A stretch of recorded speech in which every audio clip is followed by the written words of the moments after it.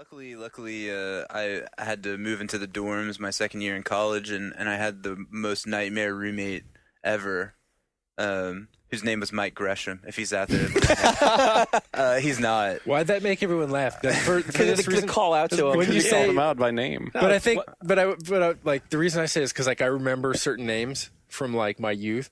And sometimes when you just say the name, like that's enough to make people laugh. I just laughed that he had no discretion in it. David fucking Sarmiento. And it's like people are just like, oh, whoa, there's Sarm. No, this guy was amazing though. Like he was a really, really hardcore Christian and would actually pray for me at night, like out loud while he was laying in bed, like pray for my salvation. Wow. Obviously, it did no good. It did no good.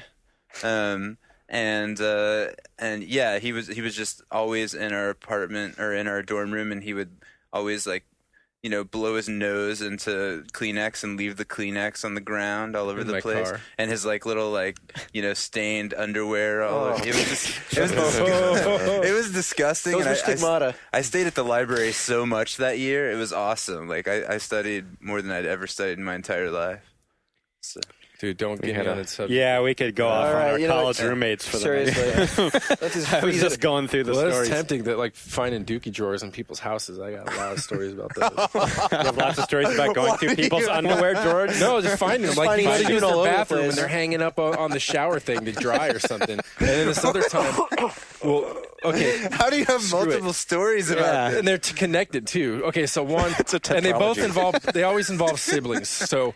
These one brothers, Jerry and Larry, their mother's name was Mary. That's no joke. So we're over there, and me and this other kid, Jason, are there, and he goes to use the bathroom, and he comes running out holding these, like, underwear, and they got, like, a big, skid mark on him, and he's just laughing and screaming, and he's like, Jerry, you shit your pants. And then Jerry was like, those are my mom's. Leave my mom's stuff alone. But they were very clearly, like, men's tighty-whities, with, like, the schlong hole in the front thing.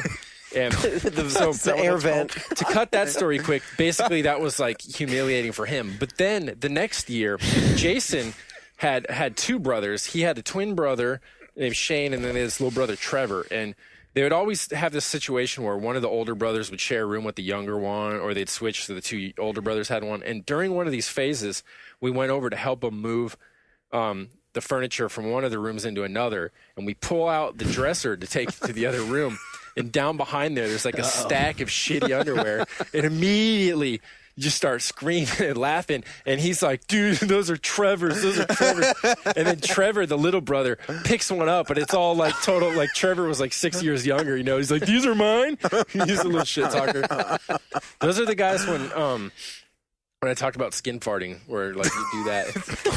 And because actually there was one time we went camping and we had like this big sun tea jar, like a wide mouth, and we loaded that up with gas. And then when one of them went to sleep, like you could put the mouth was so wide on the bottle. Oh no! You could put it straight over his like nose and his mouth. I just want to paint a picture for listeners that Sean's talking here, and 5 of us are like holding our heads in our hands as this conversation's going on. That shit is child. Like, Sean, fuck. That's youth, though, man.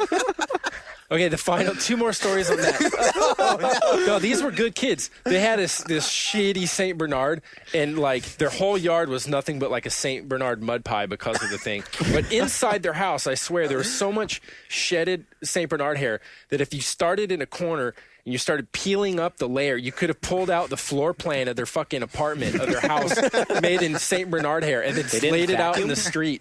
Wow, they didn't vacuum the house? And this is a family that when the dad made dinner one time, we all sat down. Jason comes up to the table after it's set, pulls his sweatpants down and backs his cheeks up onto the table and farts across the meal that the dad had just prepared and set down.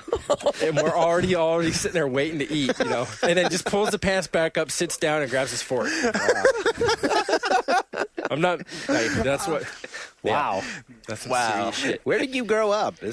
Lakeside, California. I grew up in quite a few places, but this is all in Lakeside. It's like East. Did it involve a trailer park? It definitely, there were times when it definitely did. Yeah. They definitely did.